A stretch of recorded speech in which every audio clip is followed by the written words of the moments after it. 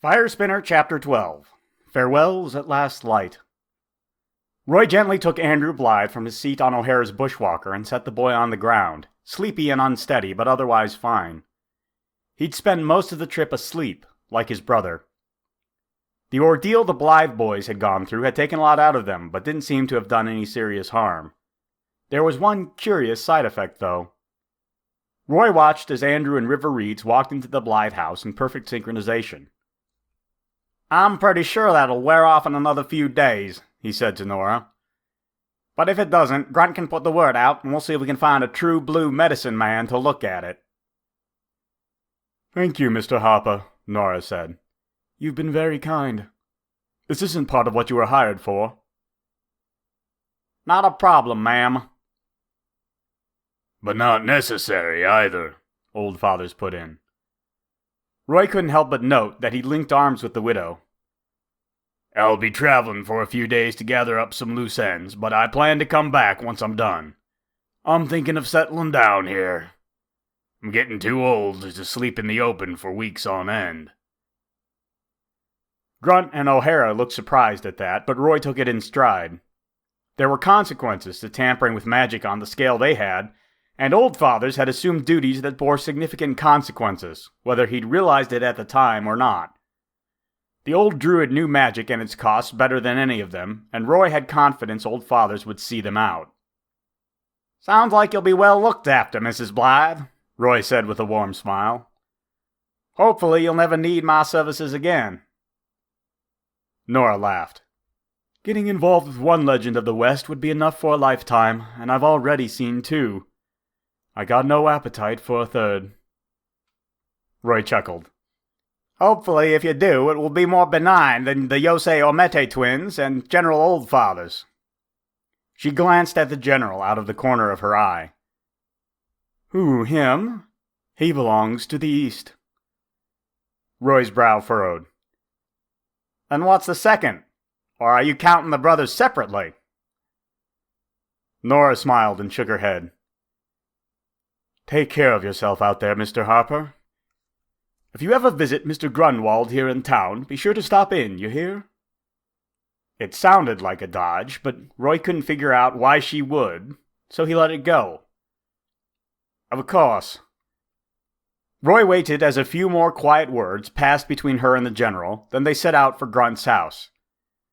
O'Hara parted ways when they passed the main street in order to take her bushwalker back outside the walls, leaving Grunt with a whispered promise to visit later. That left Roy with Grunt and the general.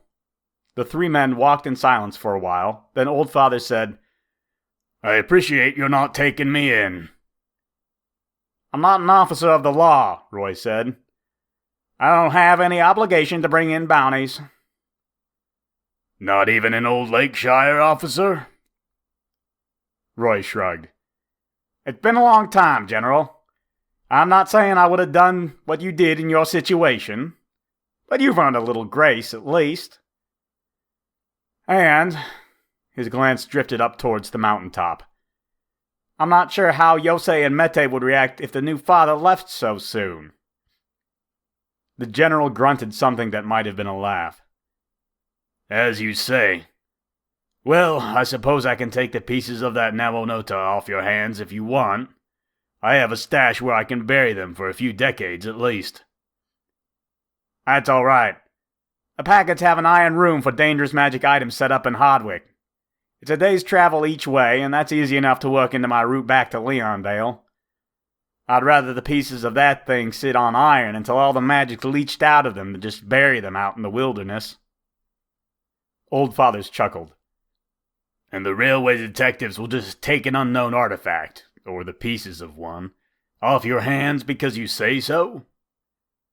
"And because I work for them from time to time." "And Alan Packard is his uncle," Grunt added. "And that." Roy hefted the bundle holding the Nawonota's pieces. "Don't worry, General. This will be well taken care of. And I'll get that fulminite crystal out of that slag you made of my falcata and send it back to you." "Keep it," the general said. "I think you've earned it, and you never know when it may come in handy out there." You're gonna have more chances to use it than me anyway. They rounded the corner to Grunt's house, and the big man ducked in the door to retrieve Roy's travel bag. "Tell me something, General," Roy said as they waited. "How are you going to pass on that journal of yours if you're settling down here? Do you think someone will just come through and take it off your hands? It doesn't seem like the best strategy, this being the end of the rail line and all." Old Fathers tapped his hexwood staff on the ground once, which set it unfolding to its full-size tree form. "The journal will tell its owner when and where to find the next person in line. I'm not worried about passing it on. Never was." Grunt returned and handed Roy his bag. "Half an hour before the last train leaves," he said. "Anyone up for a last drink?" "No, thank you," Old Father said. "Gave it up, remember?" Roy tipped his hat in the General's direction. "General Old Fathers, as much as it surprises me to say it, it's been a pleasure." "Likewise. Take care of yourselves, Mr. Harper, Mr. Grunwald. Stay true to the quest, and it will bear fruit in time." The hexwood was unfolded to its full 12-foot height, and its branches gathered Old Fathers up, allowing him to partially recline against its trunk. "May Our Lady guide you to warm hearth fires," Grunt said. "Hearth fires, gentlemen. And Roy." Old Fathers tapped his jacket's left breast twice, winked, and then whisked away on the frantic churning of the hexwood's roots. Confused, Roy patted his jacket in the place Old Fathers indicated, felt something solid there, and pulled out Pelinor's journal. "Dust and ashes," Roy muttered. Grunt burst out laughing. "This isn't funny!" "Oh, I'm sure it's serious as dead iron, Roy." Grunt got control of himself. "But you have to admit it's at least a little funny, too." Roy sighed and put the journal away. Fine.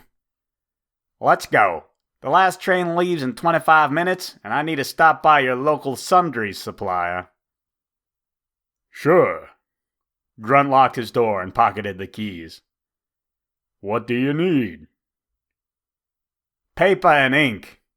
It seems there's some writing in my future." Firespinner is written, illustrated, and performed by Nate Chen.